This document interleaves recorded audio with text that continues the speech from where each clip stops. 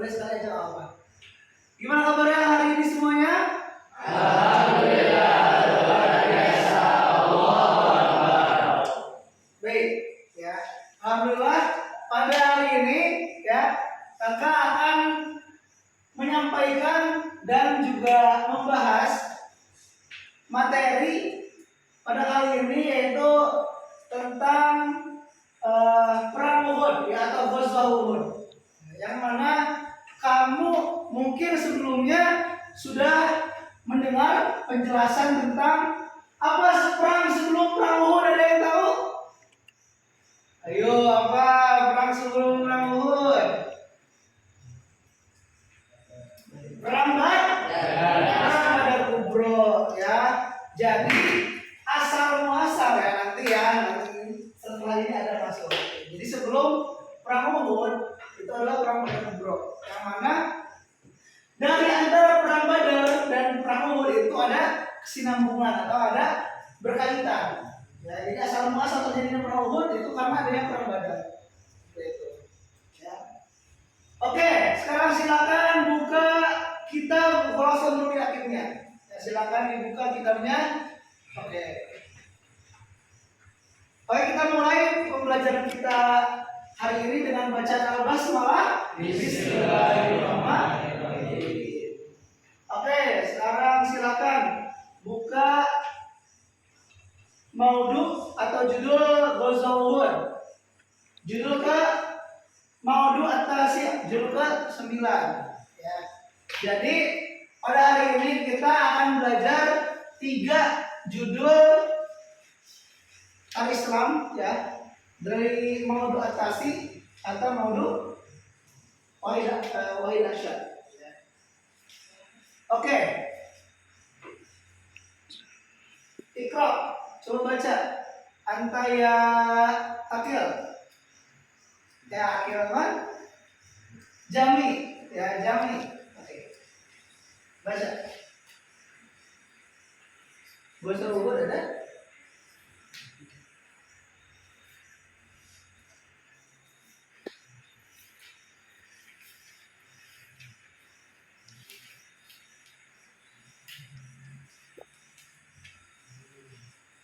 Masih baik kita pertama tuh. Baik. Nah, seperti yang kita tahu ya, di perang Uhud ini, di Ghazwah Uhud itu salah satu perang yang dimana turunnya langsung Rasulullah SAW ya. Dan juga Rasulullah pada saat ini itu ada kematian seorang pamannya yang sangat berjasa bagi perjuangan Islam ya. Nanti kita akan tahu siapa. Nah, di sini ada awal terjadinya perangnya. Pertama, kenapa sih terjadi perang Uhud ini? Ya. Jadi, ya, menurut kitab Khulasatul Nurul Yakin, awal dari terjadinya perang Uhud itu adalah karena apa? Karena balas dendamnya para teman-teman Quraisy itu yang terbunuh ya di perang Badar yang lalu. Jadi mereka dendam karena banyaknya teman-teman yang terbunuh dan bertekad pokoknya di perang selanjutnya kita harus menang ya. Dan nanti kita terkuat menang atau enggak ya. Bala tentara para kaum kafir Quraisy itu ada 300 orang ya. Dan Rasulullah mengeluarkan 1000 orang laki-laki. Jadi ketika perang ini lebih banyak muslim daripada Quraisy ya.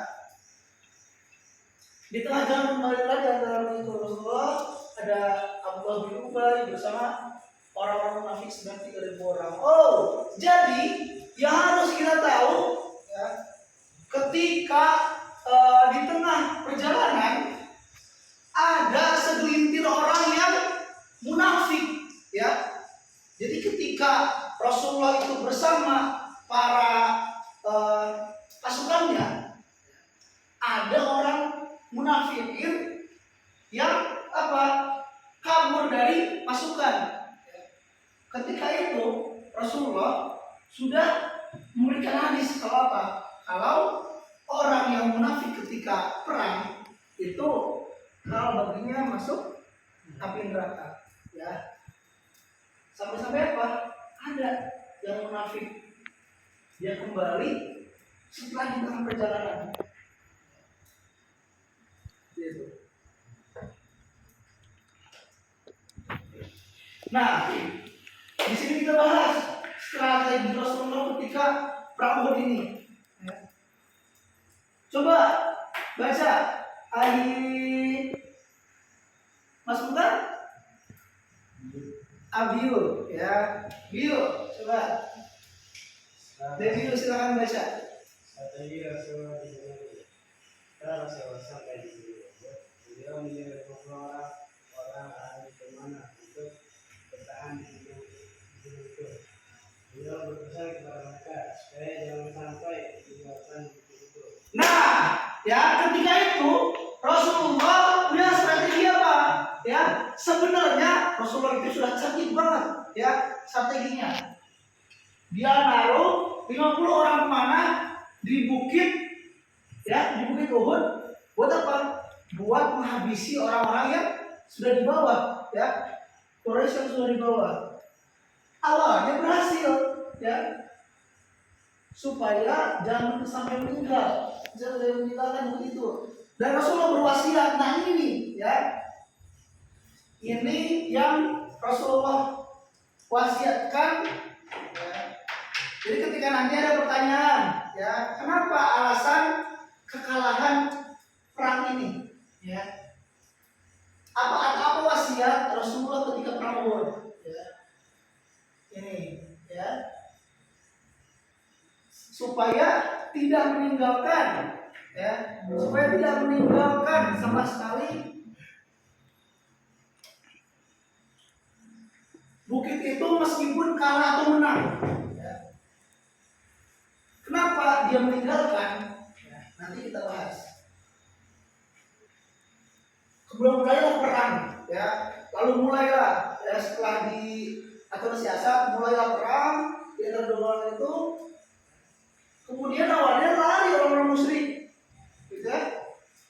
Sudah hampir menang, begitu. Ketika itu. Nah, yang bisa kita rangkum apa? Pertama, ya harus mengingat penempatan kemana ketika itu 50 ahli kemana, ya di Gunung Uhud. Kemudian perintah Rasulullah itu apa? Dilarang meninggalkan posisi, ya ketika sudah diamanahkan ke suatu tugas, gitu ya. Kemudian pertemuan dimulai, kemudian musuh mundur, orang-orang musyrik mulai melarikan diri. Pelanggaran perintah dan amanah, ya pelanggaran perintah dan amanah. Pada waktu itu kemenangan hampir saja di tangan orang-orang Islam, ya. Kalau saja umpamanya orang yang bertahan di bukit itu nggak melanggar perintah Rasul, ya. Karena ketika itu, ya ketika detik-detik kemenangan, ya ketika yang di bawah itu kaum kafir Quraisy sudah mau habis, ya sudah mau habis pasukannya, tapi apa? Si para penembak panah, ya para ahli panah itu tergoda oleh harta rampasan, rampasan yang jatuh bertebaran di bawah arena perang, ya. Kan banyak ya, ada emas, berlian, kemudian baju perang itu mahal dijualnya. Ya. Ketika udah berumuran harta, dia langsung kejar berebutan. Nah, kemudian ketika Khalid bin Walid mengetahui bahwa itu ditinggal kosong, dia serbu orang-orang Islam di belakang, ya. Dengan satu serbuan yang hebat hingga kota kecil badan mereka itu. Nah, ketika itu Khalid bin Walid masih apa? Masih belum di pihak Islam, gitu ya.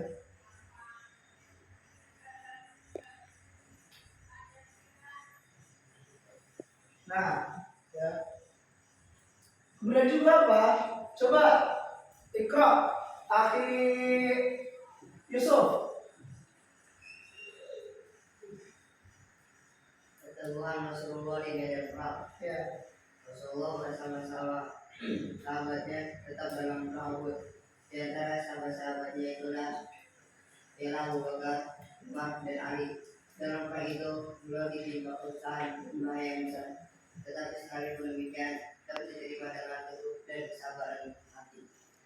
Apa yang diberikan Tuhan kepadanya itu keteguhan hati. Rasulullah tetap bertahan di medan perang mengambil sahabat setianya. Kesetiaan sahabat Abu Bakar, Umar, dan Ali tetap mendampingi Rasulullah.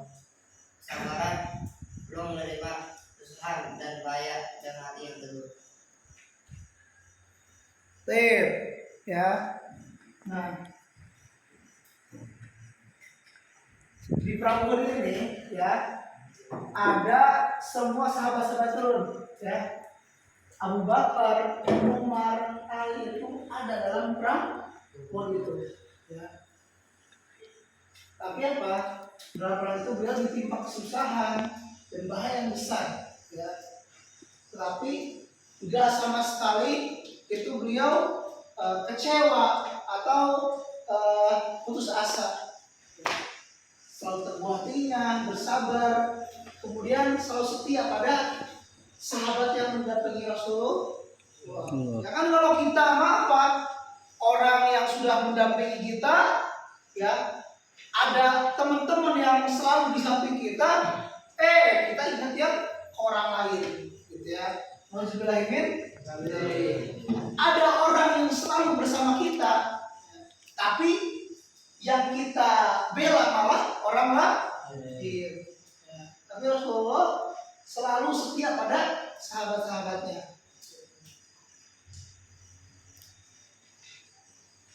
Nah, suatu ketika datanglah, ya coba Ikra, Ahli Ghazi.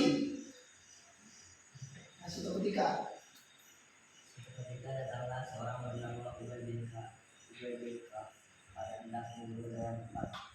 Beliau mencabut tombak dari salah seorang sahabatnya, lalu ditusukkan kepadanya hingga menyebabkan kematiannya. Yang sekali itulah Rasulullah dalam sebuah hidup yang membunuh orang. Dalam perang itu beliau terposok dalam sebuah lubang hingga telah di dua lututnya dan jatuh. Seorang muslim melemparinya dengan batu hingga berdarah lukanya. Luka pipinya dan pecah gigi seri dan menjadi lukanya serta luka pula dua pelipis kek. Begitu pula sahabatnya yang mempertahankan beliau menderita luka parah yang mati. ya. Jadi jangan salah ya, Rasulullah pun pernah membunuh orang ya ketika perang. Ya. Karena itu ya Rasulullah menganjurkan ya, ketika ada perang, ketika zaman itu ya, ketika ada perang itu berbondong-bondong gitu. Demi kebenaran. Nah ketika itu ya, bahkan ya saking apa, saking setia sahabatnya gitu ya, sampai ada yang bela-belaan melindungi Rasul ya, sampai apa? Sampai dia berceceran darah, luka demi melindungi Rasul dari panah, dari semua sabetan-sabetan yang diarahkan ke Rasul. Ya. Bahkan sobatnya itu rela ya, dan melindungi Rasul. Wah, itu. Nah, korban dalam perang ini ya, ada 70 syuhada muslim yang meninggal dan 23 jiwa musuh yang terbunuh. Gitu ya. Nah, Quraisy telah melakukan pembunuhan secara kumis terhadap orang Islam. kesyahidan atau kewafatan Hamzah bin Abdul Muthalib. Siapa Hamzah bin Abdul Muthalib? Ya Abdullah. Man. Adalah paman Nabi sendiri, ya. Dia pembunuhnya itu dia dibunuh di belakang, dibunuhnya sama ini. Siapa pembunuh paman Nabi Hamzah? Yaitu Wahsy. Sebelumnya dia dibunuh dari belakang ketika perang itu. Nah, setelah dia terbunuh datang perempuan yang membelah jantungnya, kemudian dikunyah lalu dibutakan kembali. Kejadian ini sungguh sangat menyedihkan Rasul, ya, karena di sana banyak yang meninggal dunia paman beliau. Kemudian kembali ke Madinah dengan ejekan musuh. Kenapa ejekan musuh? Karena ya bahkan seperti disebutkan dalam Al-Quran. Ya. Jadi sampai ketika mereka pulang ke Madinah, ya, ketika mereka pulang ke asal itu terjadi banyak fitnahan, kemudian ejekan yang memang itu tertuju karena apa?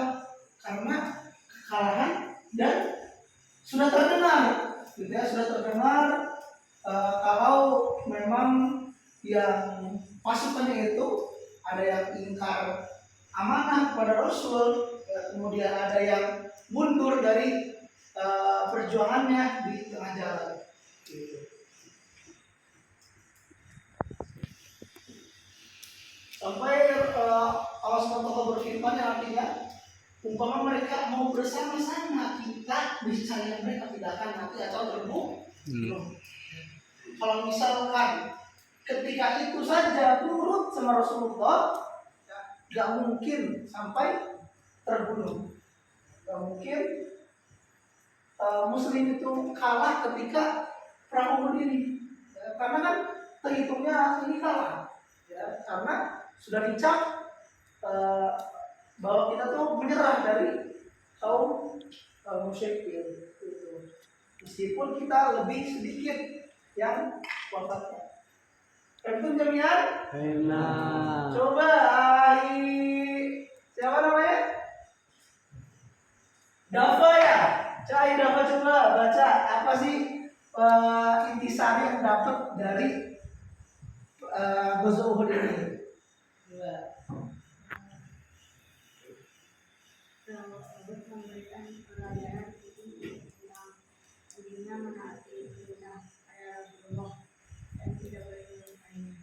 Ya, jadi kita harus taat kepada perintah Rasul dan amanah-amanah beliau, gitu ya. Ketika sekarang tidak ada Rasulullah, maka taatilah amanah guru, ya. Kalau dikasih amanah, kalau dikasih perintah, maka jalankan, jangan ingkar. Itu jadian. Baik, mungkin hanya ini yang dapat saya sampaikan. Kurang lebih mohon dimaafkan. Hadanallahu wa ajmain. Wassalamualaikum warahmatullahi wabarakatuh. Waalaikumsalam.